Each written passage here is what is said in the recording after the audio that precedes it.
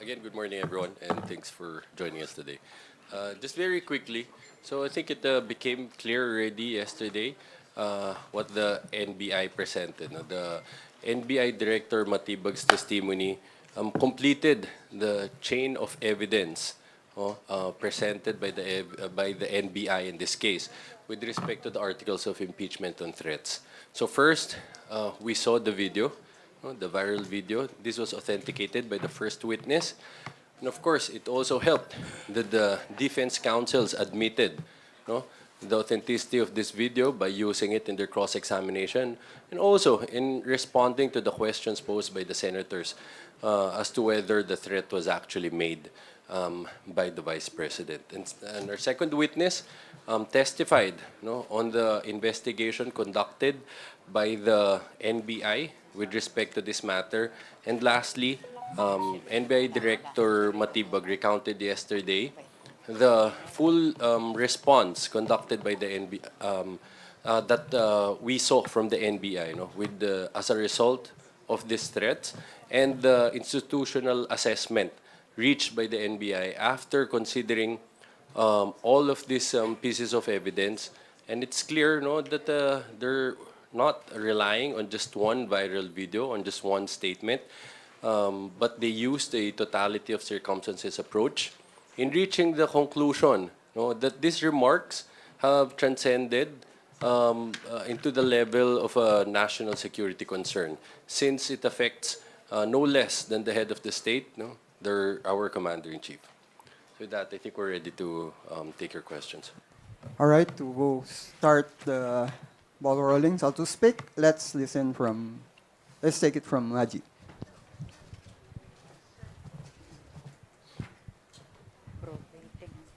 Good morning po, Kongs and Attorney. Maybe just get your thoughts sa sinasabi po ng iba na wala daw po masyadong pasabog si NBI Director Matibag. For example, si dating Secretary Roque, nag-post po sa kanyang Facebook account, sabi po niya hindi naman daw po pasabog, kundi quitis lang daw po yung testimony ni Director Matibag. Well, siguro unahin ko, no? Ang sinabi ko is during the hearing. Pero kung mapapansin natin lahat, medyo na-address to nung presiding officer na yung mga personal na sentiments, yung mga nangyayari sa labas, kung maaari, wag dadalin sa loob ng impeachment court, no? Aside from the comment naman nung sinasabi mo, malaking piece ng puzzle yung pagdating ni NBI Director Matibag kasi nabuo niya yung kwento kinonfirm niya na hindi lang spliced yung mga nais nilang palabasin na galing sa depensa. He painted the bigger picture na naipakita niya na buong-buo talaga yung ebidensya at na-affirm niya yung side ng prosecution na sa ebidensya po ng threat na yon, naganap po talaga at active threat pa rin po yun. Nakita rin po natin na susugan niya na ongoing po at may lead sila. Dala pa nga po niya yung mga confidential na documents at patungo po dun sa mga nagplano o may plano or persons of interest. So, meron pa mamaya. Medyo may mga times na medyo mainit pero I think the presiding officer of the impeachment court has kumbaga hinandle niya ng mas maayos kasi nga nakikita naman po natin sa mga nakarang ilang araw medyo mainit nga po talaga. At saka minsan parang may mga tinginan sila nung hearing na inoobserbahan ko medyo tagus yung mga tingin nila ng konti. So, inaasahan naman natin yon pero maganda rin at importante rin na mas nag-focus sila sa witness at kung anumang impormasyon yung mailalabas at importanteng impormasyon kesa naman po yung focusing on personalities. Malaking bagay po sa amin yun. Yes, I think people are entitled to their own opinion, but naririnig din namin ng ibang komento ng mga ibang tao na napaka-importante ng sinabi ni NBI Director Matibag kahapon na kung tinanong siya kung anong level of confidence niya na kung meron ba talagang taong kinausap ang Vice Presidente para paslangin ng Presidente? Ang sagot niya, 100%. Sure, there is. No? So, again, they're pursuing leads. And this is now just for the purpose of identifying that person. Pero wala nang question kung meron ba talagang ganitong taong kinausap. No? At I think ang pinakamahalaga, no, naging nailahad kahapon ng NBI Director ay hindi na ito usapan lang na viral statement. No? Napakaseryoso na ng usapan na to. Tulad ng nasabi niya, kapag kinonsidera yung totality of circumstances, maliwanag na talagang merong aktibong threat against the life of the president. At hindi lang nanggaling sa isang tao, nanggagaling sa isang pamilya. Kaya nga sinabi pa niya, binalikan nila pati yung naging mga pahayag ng Davao Mayor Baste Duterte na pareho dun sa sinabi ng Vice Presidente dito sa kaso na to, which is, sabi nila, gusto namin ng isang ulo lamang, ulo ng Presidente. No? Na inihambing dun sa naging statement ng Vice Presidente na she was imagining cutting off the head of the President. Oh, so, napaka halaga ho nito. No? Dahil nakikita natin, tulad ng sinabi kanina, yes, the statement itself is shocking. No? It is unacceptable just by itself. Pero pag tinignan natin totality circumstances, mas nakakabahala na ang premier investigative body ng ating bansa ay kinukonsider ito na napakaseryoso na actual, continuing, persisting threat, no, against the president. At dahil dyan, nagiging usapin na to ng pangbansang seguridad. No? So, tingin namin napaka-importante pa rin naging testimonya niya kahapon. In addition to that, I think what we can say po siguro is that we agree with Attorney Jay, no? Everyone's entitled to their own opinions, pero for the prosecution at least, we have to consider that this was a very substantial witness. They were able to, Director Matibag was presented and was able to piece together yung evidence. Maalala po natin yung mga first two witnesses ng prosecution, ang mga their testimony was really more on the threat itself, or you know, as they would say, at least yung pahayag niya, those words that were mentioned. But with the testimony of Director Matibag, we now have the institutional picture po, no, of how the NBI treated the statement. And so I think now we have put in the open court yung legal implications po, no, or how the NBI assessed the same. So I think that in itself was a very big part of the testimony. Speaking of mainit, medyo nag-init po yung ulo ni Senator Judge Pia Cayetano kahapon towards lead prosecutor Jervy Luistro. Sa pananaw po ninyo, paano ninyo hinandle yung way ng pag-approach ni Senator Pia? Tingin po ba ninyo it was rude or nabastos po ba doon si lead prosecutor Jervy Luistro? Well, you cannot argue with the senator judge. Pero I think si Kong Jinky handles mga ganyan very well. Kung makikita nyo naman, meron din siyang legal background. Matagal din po siya sa practice, sa pagtuturo. Tingin ko naman na maayos naman po yung pag-handle niya. And kung meron man siguro may point na dinadrive yung ating mga senator judges, kailangan lang po tanggapin saka siguro pag-usapan para maayos po na ma-handle po ng court actually kung dinedirekta man nila yan sa prosecution or sa defense. So klaro naman po para sa akin maayos yung pagka-handle ni Kong Jinky doon. And I think it's clear that she showed restraint, no, and composure, and she continued to display respect towards all of the senator judges. At importante, despite these matters, no, she was still able to properly and effectively articulate their positions on the arguments raised. No? At pinakamahalaga, napailabas pa rin niya yung testimonya na gusto naming maipalabas sa importanteng testigo namin kahapon.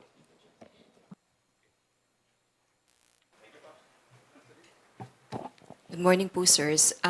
Next week po mag-start na po yung second regular session po ng 20th Congress. Will there be big adjustments or necessary adjustments para po sa prosecution team since mahati na po yung inyo pong work, legislative work, and ito pong impeachment trial? Will you delegate more of your job po sa private prosecutors?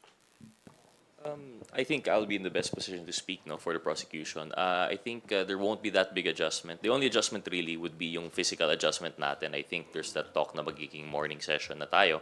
But other than that, as what the prosecution is already doing, tuloy pa rin naman po yung aming functions as congressmen.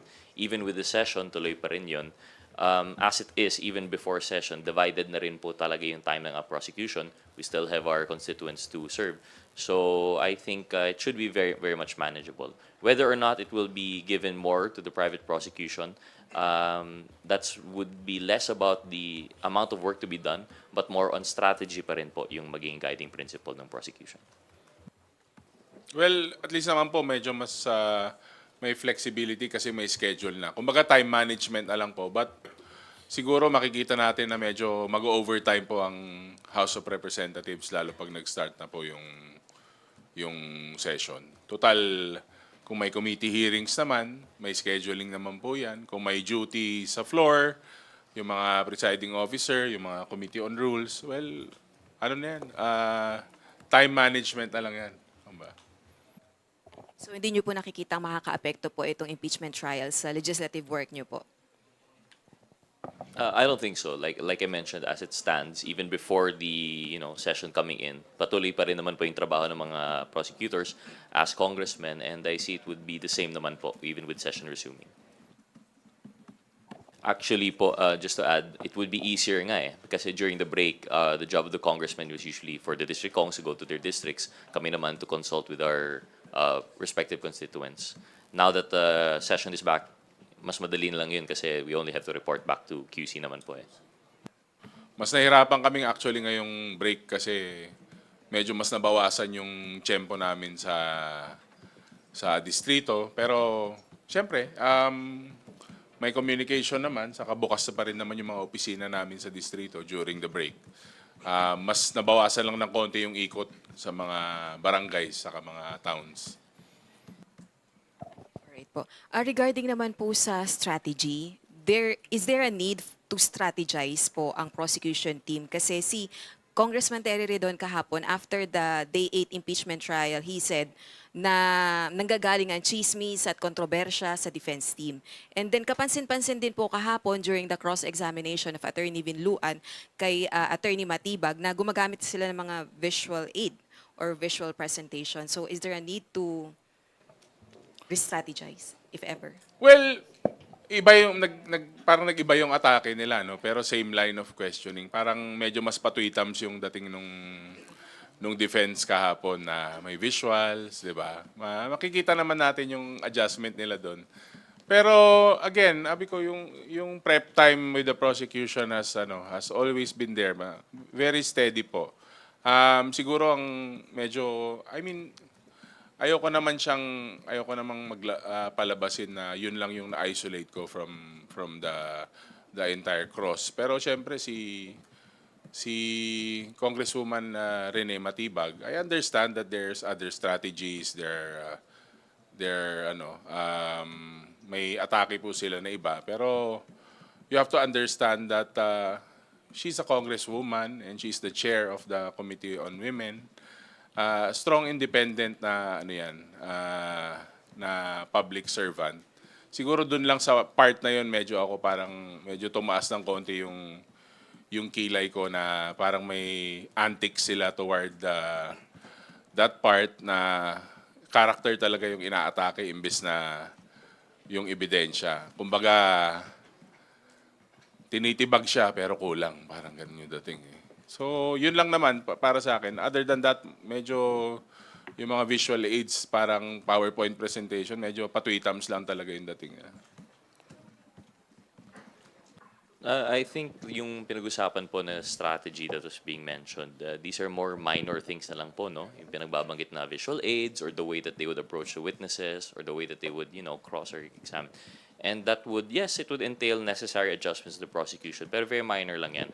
But the general strategy of the prosecution remains the same. Ilatag ang lahat ng ebidensya, present it fairly to the court, and to assess all of the evidence together.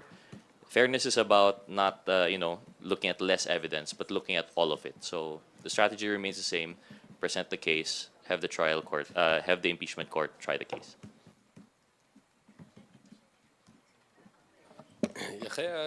Kaya din namin laging inaanyayahan lahat ng mga kababayan natin na subaybayan ng mabuti itong impeachment proceedings na to, no, para mapanood nila at makita ano ba talaga ang nangyayari sa paglilitis, ano ba talaga ang nagiging nailalapag na ebidensya sa paglilitis na to, ano bang nagiging tugon ng mga witnesses sa questions ng mga counsels and the senators para hindi basta magpadala, no, dun sa mga misinformation campaigns kung saan man yan nanggagaling, no, kasi minsan nakikita natin may mga videos, no, taking some portions of the trial and taking it out of context, kaya naliligaw ho yung mga tao, kaya napaka halaga na mapakita natin sa kanila ano ho yung totoong nangyayari sa proceedings na ito. At tulad na ho ng nasabi kanina, yes, madami hong naging question doon sa cross-examination, no, nasubukan nilang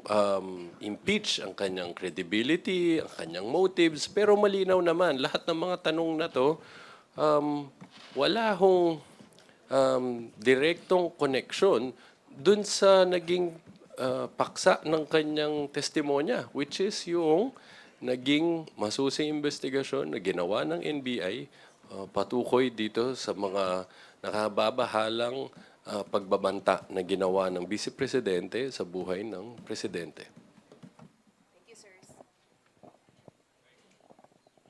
Good morning po, Kongs and Attorney. Isaiah from Billionaire Nabante. First question ko po since inaasahan nga po natin today na yung huling araw for Article 4, yung grave threats. Can we say na enough na po ba lahat ng mga ebidensya, lahat ng testimonya na naiharap po natin sa impeachment court to convince our senator judges to convict the Vice President? Well, again, una-una we have to emphasize, we'll always respect, no, the authority of the impeachment court which was granted to it under the Constitution, no, to decide on this matter. So hindi ho namin pangungunahan kung ano maging decision nila. Pero ang pwede naming sabihin is malaki ang tiwala namin at kumpiyansa sa ebidensya na naaming nailatag na paukol dito sa grave threats.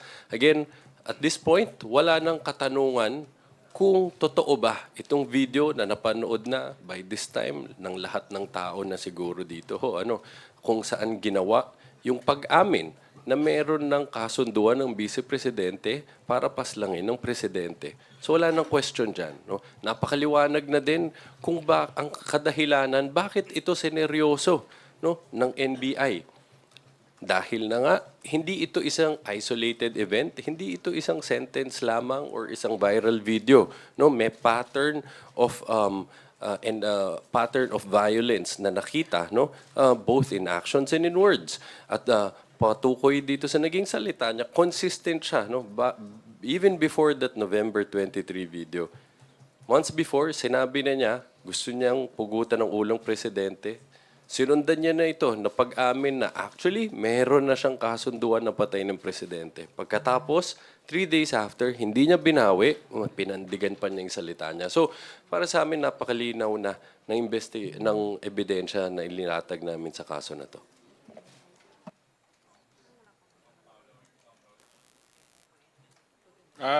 Actually, maganda yung pagka-explain ni Attorney Jay, no?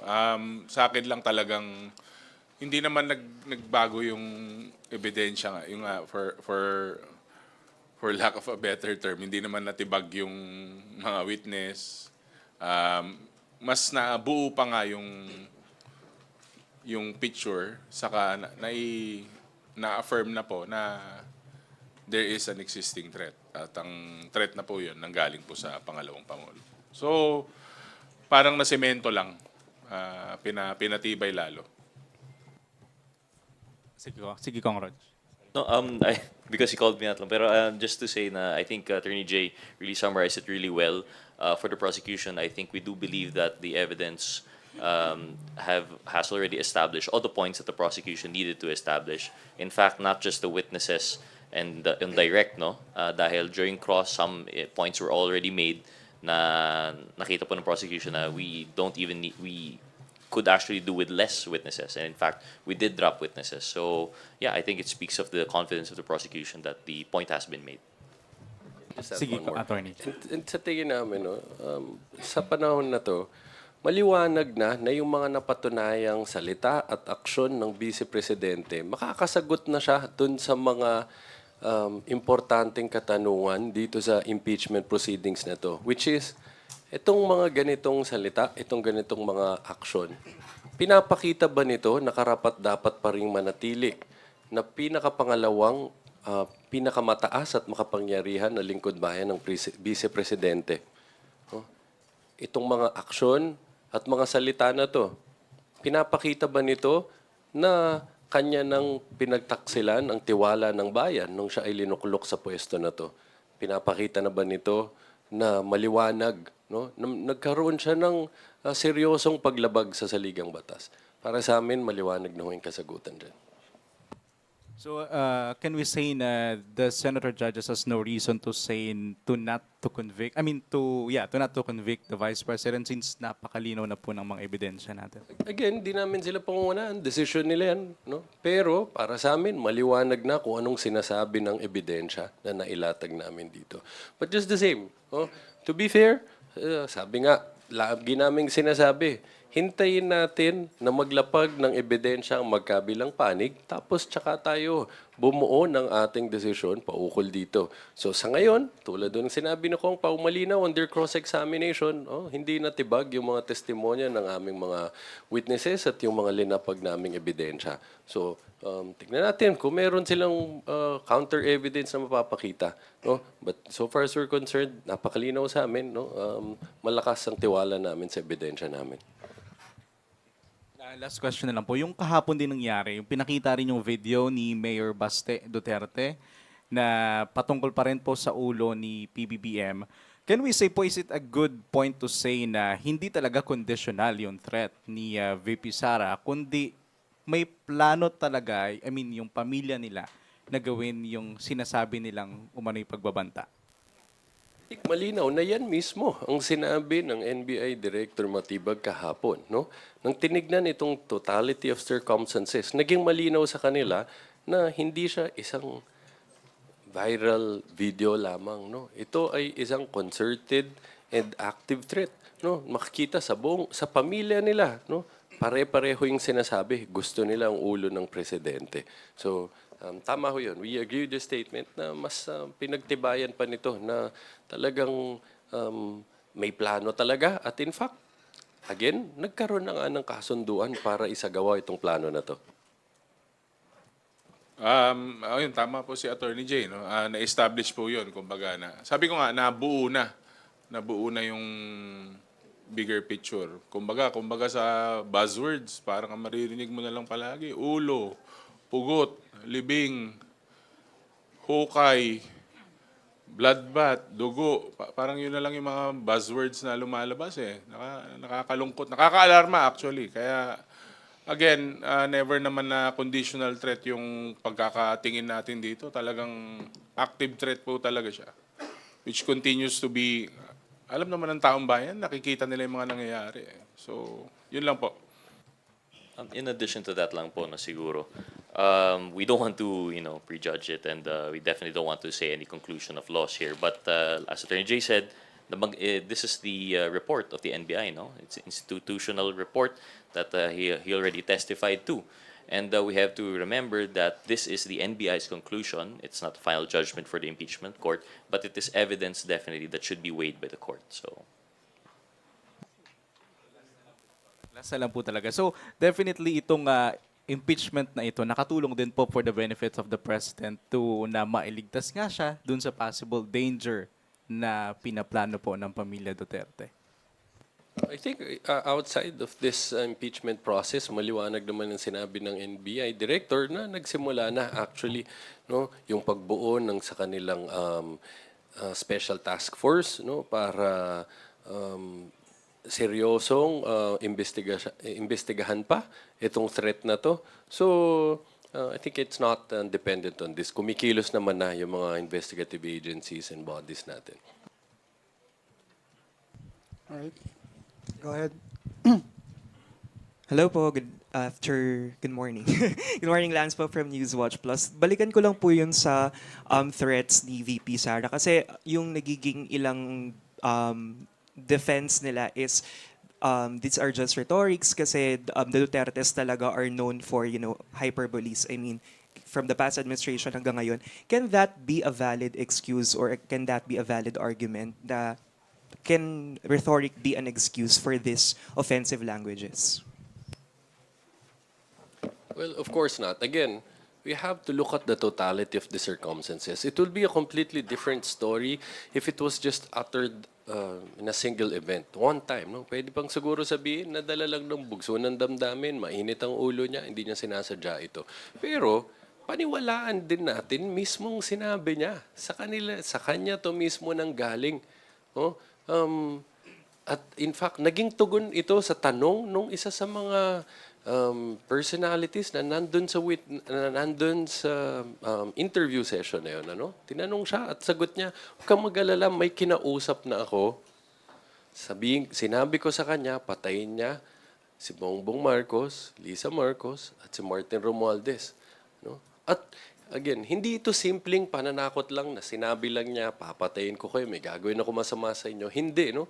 Sinabi niya, inamin niya kung paano siya nagkaroon, no, ng agreement dito sa tao na to na patayin ng presidente at sinabi pa niya kung anong instructions niya paano to gagawin. No? Sinabi niya, be relentless, huwag kang titigil hanggat hindi mo sila napapatay. No? Ang mahalaga pa dito, tignan natin anong ginawa niya just 3 days after. No? Mas kalmado na siya, hindi pwedeng sabihin na nadala lang ng init ng ulo, no? Pero hindi niya binawi ang kanyang sinabi. In fact, mas pinanindigan pa niya ito. No? She just tried to justify it by saying revenge from the grave is not a criminal act. No? At pag tinignan mo din, mga aktwasyon niya bago ginawa ito, no? Maliwanag, sinasabi niya months before, she imagined cutting off the head of the president. Kaya din nga napakaliwanag nung maganda din yung sinabi ng NBI director kahapon to give more context on this na maliwanag actually. Hindi lang sa kanya nanggagaling ang threat na to. No, bagkus nanggagaling din to doon sa kanyang kapatid na pareho din ang hinihingi. Sinasabi nila gusto namin ang ulo ng presidente. Sir, yun nga po, yes, sorry, do you want to say? Okay. Dun po sa sinasabi nung pinakita yung video ni Mayor Baste and the NBI is saying na it actually shifted to a plan na from the threat, meron na talagang planong patayin yung presidente sakaling may pumatay kay VP Sara. Do you think this reinforces the grave threat accusation against the Vice President? Yes, definitely. And you have to remember also, again, dun sa naging statement ng Mayor Baste Duterte, wala tayong narinig na kahit anong kondisyon o qualification doon. Ano? Napakaliwanag lang ang sinabi, gusto namin ang ulo ng presidente. So, kapag pinagtahi-tahi mo ito, nagiging maliwanag kung bakit sinasabi ng NBI na sa kanilang tansya, no? Sa kanilang base, sa kanilang investigasyon, maliwanag that the threat is absolute. Last na po siguro on my end. Well, we all know that the defense has presented yung sa survey ratings of the president and comparing it with the vice president. And just last night po, may lumabas na Pulse Asia survey which was conducted before the impeachment trial kung saan nangunguna po si VP Sara doon sa presidential survey. Well, again, this was conducted before the impeachment trial. How is the prosecution panel taking this, at least big support for now, for the vice president? And will this impeachment trial change the game? Wala pa siyang kalaban ng presidente. Siya pa lang ang nagde-declare. So, malaking puntos po yun. Pero, sabi ko nga, ang surveys kasi, this is the way I see it. Kasi kunwari ako, top 8 ako sa buong Pilipinas na legislator, nakachamba ako. Nasa 80% yung trust rating ko. Survey yun. So you'll take it as a booster to improve your governance. Gagamitin mo yan na basehan, gagamitin mo siyang tool para to improve your public service, di ba? Pero ang punto naman natin, iba naman tong impeachment trial. So, halimbawa, popular ka, sikat ka, hindi naman yun lang ang rason para kung may ginawa kang hindi ka nais-nais o masama at ngayon nasa impeachment ka, hindi magkaiba po yun. Although, they can take it face value, booster to them, gamitin nila yan. Kung, siyempre, tatakbo sila, di ba? Pero sabi ko nga, iba tong impeachment trial. So, tinitignan din natin yung fitness niya. Sabi nga ni Kong Chel, integrity is continuing. So, titignan mo talaga kung meron siyang nilabag o masamang nagawa, let's see if it affects. Kasi, again, it's too early to tell. We are 2 years in, 2 years pa. Pero hindi na ganun katagal yun. Pero, kaya tayo na sa impeachment ngayon kasi nga, meron siyang mga kailangan sagutin, yung different articles. May kailangan siyang harapin, yung different articles. So, that's the way I see it. Okay po, thank you. Can I add? Go, sir. Balikan lang natin yung sinabi ni Director Matibag. Hindi dapat maging dahilan, no, ang kasikatan at popularidad para ituring natin tong lisensya para gumawa ng hindi tama. No? Hindi ba kung mas madami ang nagtitiwala sa iyo, mas mataas actually, no, ang obligasyon mo na siguraduhin ingatan mo tong tiwala na to at hindi mo ito sirain, hindi mo to laspa, no? Hindi mo to lalabagin o you won't put this let these people down who trusted you, no? By violating your oath to the Constitution, by going against the Constitution and betraying public trust. All right. Thank you po. Next question. Joy? Sir, since na after this po, after SONA, gagawin na po tayo dun sa confidential fund, bank records, ATM. ATM tuloy yung ang BIR pala. BIR. Sorry. At saka yung bank records. Sir, meron po ba kayong, in your cogmary of evidence, sir, meron po ba talaga kayong fruit of the poisonous tree na bitbit? Ano sabi ko?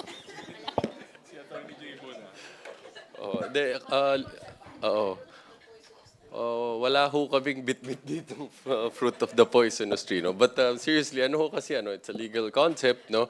Ibig sabihin yan, kung mali yung pinanggalingan ng ebidensya, hindi mo pwedeng gamitin yan sa korte, hindi yan pwedeng maging basehan ng liability. Pero maliwanag, wala naman ho kaming ebidensya na prinesenta na pwedeng maituring na ganyan. No? Lahat yung ebidensya namin, again, for example, particularly with respect to those financial records, the BIR, AMLAC, and bank records, these were subpoenaed by the court, by the impeachment court, di ba? By granting our request for the issuance of subpoena. So, maliwanag na pag ginamit ho natin ito, this will be pursuant to compulsory process to be issued by the impeachment court.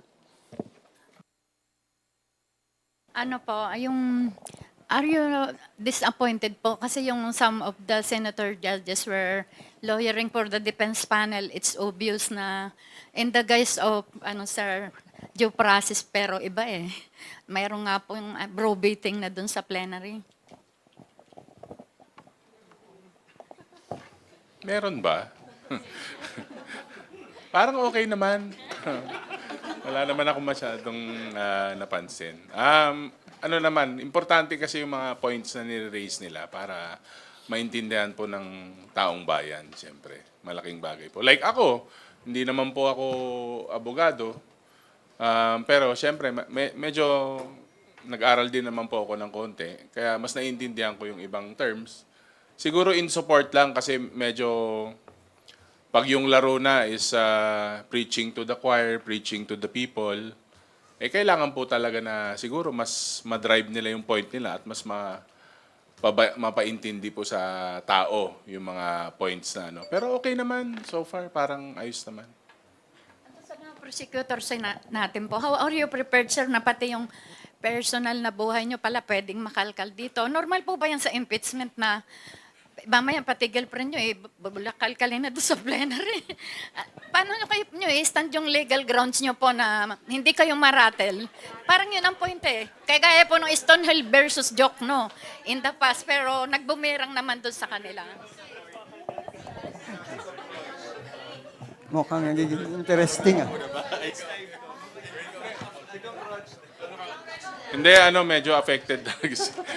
Ako din actually nag-worry. Hindi, pero parte po ng yan eh. Nung pumasok tayo sa politika, ang politiko kasi medyo parang artista din yan eh. Kumbaga, yung buhay mo eh, kalahati niya nasa public na, di ba? Like, minsan ang hirap ng maglakad sa mall, di ba? Ang dami nagpapapicture sa'yo. Diyan sa hallway, dami nang nangangamusta, kilala ka nila by name. Si Rog, kilala ko yung mga segment na madalas magpa-picture saka mag-chat kay Rog. I mean, parte po talaga parte po talaga lahat 'yun eh. Pero kailangan nating tanggapin. Pero sabi ko nga, yung trabaho mo naman hindi matatawaran yan ng kahit anong intriga, ng kahit anong ibato sa'yo or minsan syempre masakit din lalo pag yung okay lang kung kami lang, pero kung yung pamilya din namin, syempre hindi mo naman maiiwasan na magtampo o sumamaman yung loob mo o kaya mag-worry din sa security nila. So, siguro paghahandarang lindang, saka kailangan mong tanggapin, saka basta steady yung pundasyon mo, tingin ko okay naman. Hindi ka mawawala sa daan na tinatahak mo. Well, unang balikan ko yung unang mong tanong. Well, ginagalang namin yung karapatan din ng mga senator judges na magtanong o sisain, no? Kung ano yung mga bagay-bagay na sa tingin nilang kailangan nilang alamin galing sa mga testigo and even from the councils, no? Ngayon naman, dun sa mga personal na buhay natin, siguro hindi na kailangan yan, no? Lalo na napaka-boring din ng buhay ko eh. Puro trabaho lang ako, so hindi na kailangan ho yan. Just to add lang po, no, just for context, I think we have to clarify. Ako lang po, no, baka personally, wala pa po akong nakikitang personal na tanong from the senator judges. If we may recall, ang personal na tanong doon ay usually sa mga witnesses. And consistently, the presiding officer has correctly held naman po na this is part of testing the bias or the interest of the witness and their credibility. So when it comes to the personal questions of the witnesses, that's all warranted naman po siguro. And I think that was very clear. Doon naman po sabi niyo ma'am na personal sa mga prosecutors, you mentioned yung Stonehill. I think that wasn't personal in nature naman. Nagkakataon lang po that the father of one of the prosecutors was a named party in that case. So I don't think personal naman yun because that was still with legal basis. So with that to say, nagkataon lang po, but we do understand that sometimes, at least outside the impeachment court, siguro nagkakaroon ng issues about impersonalities being brought up. But that's nothing new po to us na mga prosecutors who are congressmen, being public figures, kasama naman po talaga dun. But what we want to reach out to the public is hopefully this does not become a question of personalities, but rather a question of evidence. Let's refocus po. Wag po tayo doon kung sino nagsabi ng ano. Let's not focus on the personalities or the bloopers ng mga prosecutor or defense or even the witnesses. Doon lang po tayo. Ano yung ebidensya na ilatag and let the court assess and decide. Right. Thank you, Joy, for bringing joy to this morning's briefing. Let's hear now from Judea. Good afternoon po. Judea Bernardo po from DATV News. I have one quick question po, medyo related po dun sa question ni Ate Joy. You've mentioned po, Attorney Tolosa, na ginagalang po natin yung karapatan ng senator judges to ask clarificatory questions. But let me cite a tweet from one of the senator judges, Senator Panfiliping Lacson, which actually called out his fellow senator judges who he said na nagle-lecture dun sa other senator judges about the Constitution, the rules of the court, and the leading jurisprudence. As part of the prosecutors, the prosecution team, do you also want to call out this approach of some of the senator judges na right po dun sa loob po ng impeachment trial proper ay nagle-lecture regarding sa rules of the impeachment court? Well, of course, no, we respect the opinion of Senator Ping Lacson. We understand where it's coming from. But at the end of the day, perhaps these are internal matters that are best resolved among them, no? And by the presiding officer as to whether these statements or opinions should be allowed, no, during the proceedings. May ano kasi, may konting pitikan talaga eh. Siyempre, alam nyo naman yun, nakikita naman ng mga tao yun. Sabi nga sa akin ni Rog, may mini kerfuffle. O, diba? Kasi magaling mag-English si Rog eh. Pero again, sabi ko, the Senate President and the presiding officer is more than capable naman to influence, to talk with his table. So tingin ko marami rin silang na-address during their caucus. So siguro may emotions lang talaga na kailangan nilang ilang. Tao lang din naman sila lahat. So I hope it doesn't affect, of course, the impeachment trial. Never ko po sinabi yung mini-core fluff. Just to be clear. But with that said, but with that said po, no, I think Attorney Jay mentioned it right. The presiding officer has ruled on the matter, and I believe the ruling is that it will be referred to the Senate. So on our hand, in our opinion, we respect and we submit to that, and we will abide by the ruling of the Senate, the impeachment trial. Is that all? Okay. Of course, I cannot help but recognize Kenneth for the question. Kenneth po from the Philippine Daily Inquirer. Sirs, what were the lessons learned by the prosecution team in the first few weeks of the trial, and how did those shape the prosecution's game plan moving forward? I guess it just became even more clear now that you have to be aware of the fact that this is not a normal, ordinary courtroom trial. The entire country is watching. So, and as you've seen, well, even at the start, no, we tried to use Filipino, no, and we continue to try to do that para mas masubaybayan at mas maintindihan ng mga kababayan natin, no. Even not just by way of questioning witnesses, and even sometimes in our oral arguments, no, and responding to questions of senators pertaining to questions of law. So we try to use the local vernacular para maintindihan natin lahat, no. And but right from the start, ang pinaka-focus naman natin talaga dyan, siguraduhin, mapresenta natin ang mabuti yung mga ebidensya natin, and that remains the same until today. Sorry, sir. For today, may balak po bang mag-redirect ang prosecution?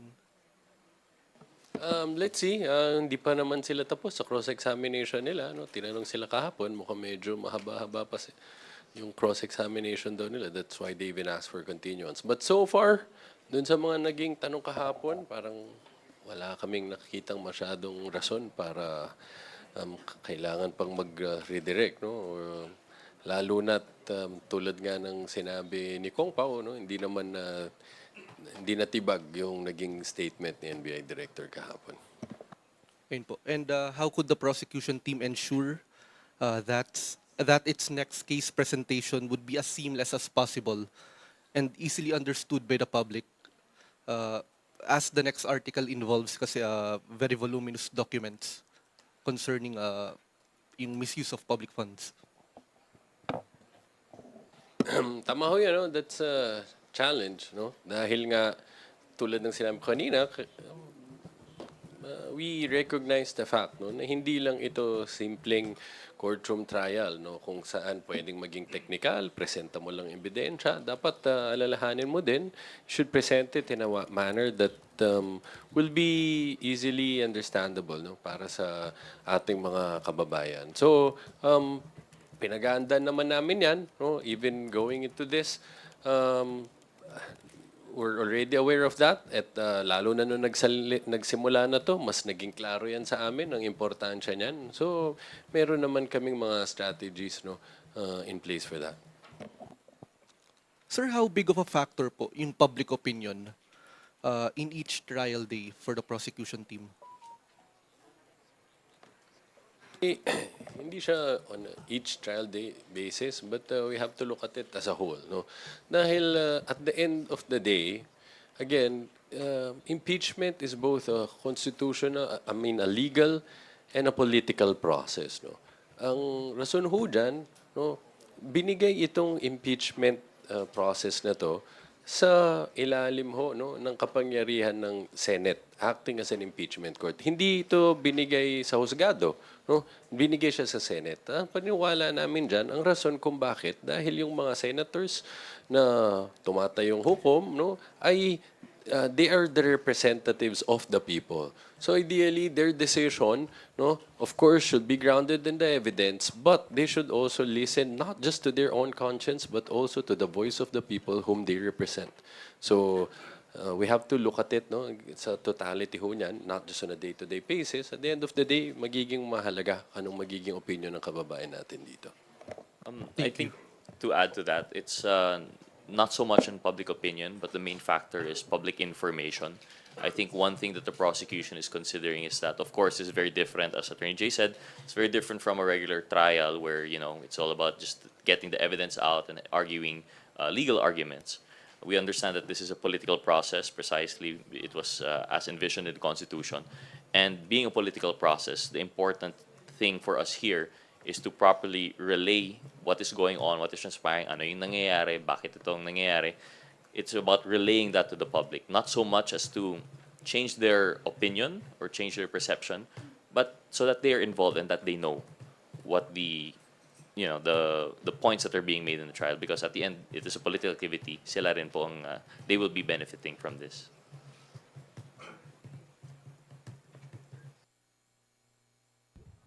Sir, hello. Gabriel Lalo from Inquirer po. Sir, kasi kahapon may napag-usapan lang ng mga reporters kasi merong, while you may be satisfied with the outcome of regarding Article 4, merong ibang mga parang ang tingin nila parang nakukulangan sila. So napag-usapan na kapag ba winidraw na ng prosecution ang right niya to field a witness, pwede pa niyang bawiin yun. Kunyari lang naisip niya na, ay, parang gusto ko pa rin i-presenta tong taong to. Pwede pa rin bawiin yun before the Senate Impeachment Court?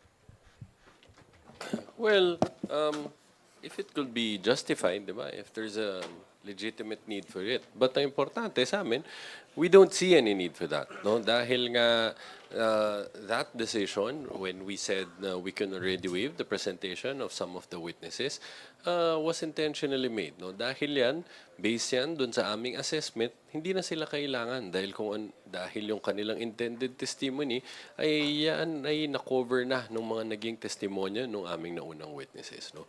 At dun sa nasabi mo na merong iba na nag-iisip, no, kung parang meron bang pagkukulang, nakulangan ba, no? Again, para sa amin, iba, no, ang pananaw namin diyan. Tulad ng sinabi namin kanina, walang pagkukulang kung titignan natin ano lang ba ang mga importanteng bagay na kailangang mapatunayan dito sa grave threats. Again, ang pinaka-importanting tanong diyan, meron ba talagang ginawang pagbabanta sa buhay ng presidente, ang vice-presidente? I think at this point, no, napakaliwanag na ang ebidensya, nagsusumigaw na. No? Napakaliwanag. Meron. Napanood na natin lahat yan ng ilang beses. No?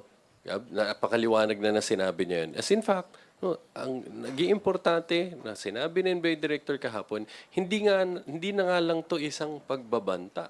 No, it's already a national security concern. Bakit they considered it as an active threat? No, nakita magmula doon sa mismong pag-amin ng vice-presidente, no, hindi nga lang siya pagbabanta. Sinabi na niya, meron talaga siyang kinontrata, meron siyang agreement with this person na patay ng presidente at tinignan ng NBI, no, ang kanyang mga naging akto, mga sinabi niya before, during, after, napakaliwanag na. Meron talagang seryosong plano, no, na gawin itong napakasamang bagay na to sa presidente. So, having established that, again, ang pinag-uusapan natin dito, betrayal of public trust, culpable violation of the Constitution.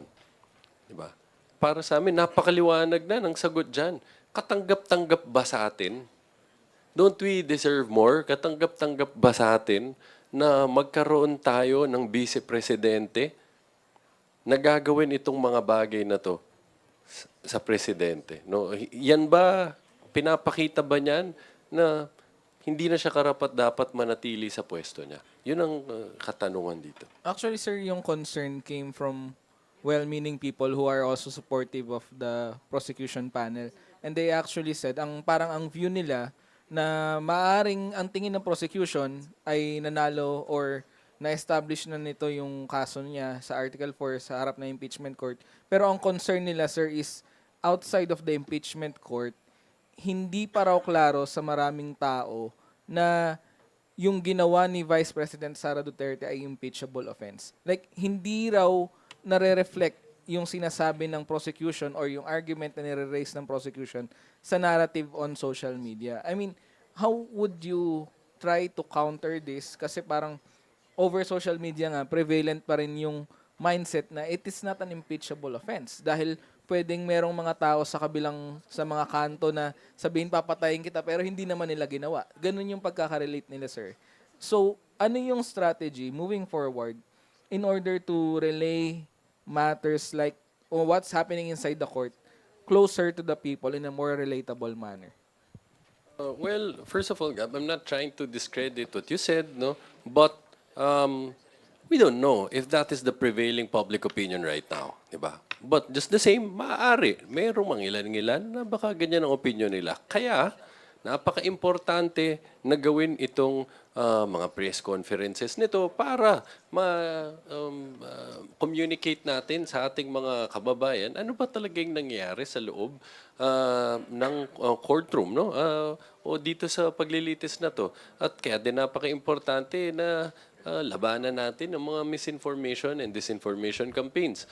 Sa pamamagitan ng pag-anyaya sa ating mga kababayan na tutukan ng mabuti itong paglilitis na to. At dyan actually malaking tulong no, na inaasa namin from the media and from the credible na mga even credible podcasters no and influencers na dapat malabanan yung disinformation campaign para malaman ng mga kababayan natin ano ba talaga ang nangyayari sa loob ng paglilitis na to. Dagdagan ko lang, Gab, no? Kasi natanong kanina yung public opinion which is medyo similar din sa tanong mo. Siguro nakakatulong yun dahil na-address natin yung gaps. Yung mga gap na sinasabi mo, yung parang medyo downplayed siya sa ground, pero hindi mo naman pwedeng i-downplay kasi presidente yung trinete ng vice president. So it's a very different situation. Pero maganda yung mga ganong klaseng tanong, yung mga ganong klaseng opinion kasi nga makikita mo pa rin yung actually communication gap yun kung tutuusin mo. Pero sabi nga ni Attorney Jay, malaking bagay yung media, malaking bagay po yung truth tellers para po na-explain at naiintindihan po siya ng kahit sino man na manunod ng ating impeachment o yung gustong umintindi pa ng mas malalim sa nangyayaring proseso ngayon. In a perfect world po, no, siguro we'd have all the time to present all the witness to make it abundantly clear to the public. But unfortunately, there are realities that we have to balance po, no? So I think that's it's a fair question. It's one of the points that the prosecution has to consider. But we do believe that the point has been made and then we stand by it, that the evidence supports our case. Okay, thank you, Gab. Let's hear now from Marian. Hi, good afternoon po. I understand, natanong na rin po ito before. Siguro, baka pinapatanong lang po kasi ng office following, some rumors po na baka raw mag-resign si VP Sara amid the impeachment trial. Meron na rin pong statement, itong one of the prosecutors, Kakabag-aw, sinabi po niya na hindi nga raw po ito yung sagot, kumbaga cheat code yung ginagawa. If gawin nga po niya yung resignation is not a cheat code to escape accountability. Maybe ask lang po, kung mag-resign si VP Sara, paano daw po ba yun? Makakatakbo pa siya ulit? Do I understand sa Constitution, dalawa po yung ultimate mechanism for justice. Kasama nga po doon yung removal from office, perpetual disqualification. Pagilan po kami ng soundbite. Thank you. Well, first of all, it's speculative at this point, no, to think that she will resign. Wala pa naman siyang sinasabi na ganyan ang plano niyang gawin. But just to address the question, nonetheless, diba, if that happens, her position is this impeachment trial should continue and we should see it through its logical conclusion, no? Dahil alalahanin natin ang penalties under the Constitution, no, for impeachment. It's not just removal from office, it's also perpetual disqualification from holding public office. So dapat ituloy ito, no? Lalo na, patapos na ang prosecution, mag-present at least ng evidence sa isang article, which is article on grave threats. And tulad na ang sinabi namin, hindi pwedeng ibasura na lang natin lahat ng ebidensya. Pagkatapos na nating narinig dito, no? Ang ebidensya na nagpapakita, at least to our mind or position, no, na nagpapakita na hindi nakatanggap-tanggap na manatili ang Vice Presidente sa position na ito, pwede bang ibasura na lang natin to lahat dahil lang nag-resign na siya? No? So, hindi pwedeng takasan ng accountability at lahat, no, ng mga penalties under the Constitution by just simply resigning. Ako tingin ko kasi hindi siya magre-resign eh. Pero kung sakali, maghahanda ako.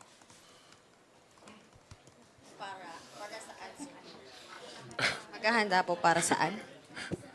Hindi, kailangan nila mag-appoint, di ba? May proseso. Hindi, joke lang. Joke lang kayo naman. Hindi, opinion ko lang, tingin ko hindi siya magre-resign.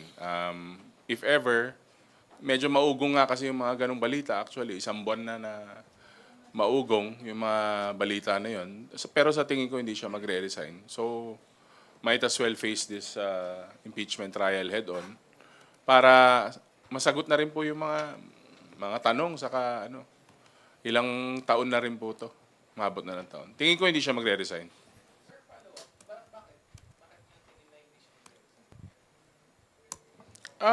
Opinion ko lang naman. Tingin ko, hindi kasi parang relax, medyo okay naman yung pwesto niya. I mean, may hinaharap siya na impeachment trial, pero nasa abroad naman, nakakapasya-pasyal, nakakatrabaho rin siya paminsan-minsan. So, parang chill nga eh. So, parang okay lang. So, tingin ko, ako opinion ko lang, baka hindi siya mag-resign. Sir, I know joke lang, but do you want to be considered for the vice presidency?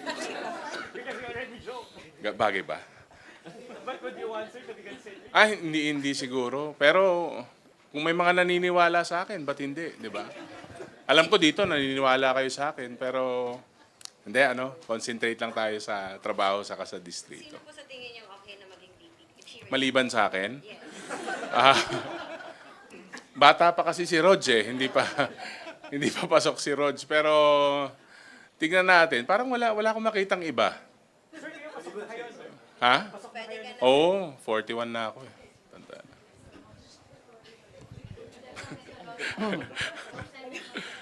Hindi po. Okay lang. Any additional questions? Sorry. Pwedeng, malapit na po yung SONA Monday. What do you wanna hear po doon sa SONA ni PBBM? Are you expecting fireworks? Yes, Pao. Yan na naman yung mga fireworks na yan. Hindi, ako ang ine-expect ko, numbers. Numbers ang ine-expect ko. Like, hindi numbers game. ATM. Hindi, yung gusto ko yung numbers na like yung accomplishments by the numbers, yung mga short-term plan po na very crucial for the next 2 years. Yun ang talagang tinitignan ko. At syempre yung sektor po ng agrikultura saka turismo, saka health, saka education. Yung naman po mga basic na hanggang ngayon nangangailangan pa rin po ng tulong. Ako siguro specific, targeted by the numbers, hindi yung sweeping. So mas surgical po siguro na SONA yung ine-expect ko. If it's not just expectation and wish list naman po, no? We know that this would be the last 2 SONAs of the President and it'll probably be laying out yung legacy building. But for us, hopefully, tumataas ulit yung presyo ng gasolina. Hopefully, oil deregulation is part of the conversation. Hopefully, maisama sa LEDAC yung MC taxi bill po namin. I mean, transportation related, sana po tuloy-tuloy na po talaga. I think that's on. If we're just talking about wish list po, no? But what to expect is, I agree with the Kong Pao. It's probably going to be the numbers about what has been done and all that's left that has to be done. All right. To give time to our prosecutors to, we'll entertain one last question from Vivian. Sorry, since nasa SONA na rin naman po yung usapan at pagbabalik sesyon ng Kongreso, Kong Pao and Kong Rog, so it took the House 4 years to pass on final reading 26 of the 52 LEDAC priority measures. How does the House plan to approve the remaining half in the last 2 years of President Marcos Jr.'s term amid the impeachment trial, the budget deliberations, and the change in political climate? Is it doable? What challenges do you see, and how does the House plan to address it? Well, from the track record naman po nung House, no, medyo sa prioritization saka pag-approve po ng mga LEDAC priority measures, medyo maganda naman po yung tinatahak natin. Pero yun nga,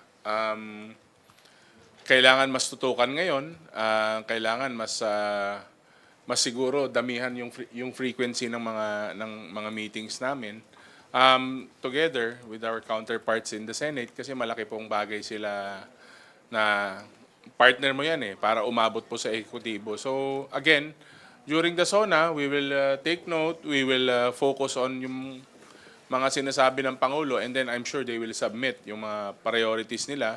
Pero may mga curveballs dyan usually, yung mga parang the past few years may mga dinagdag po, medyo dumami po yung LEDAC measures.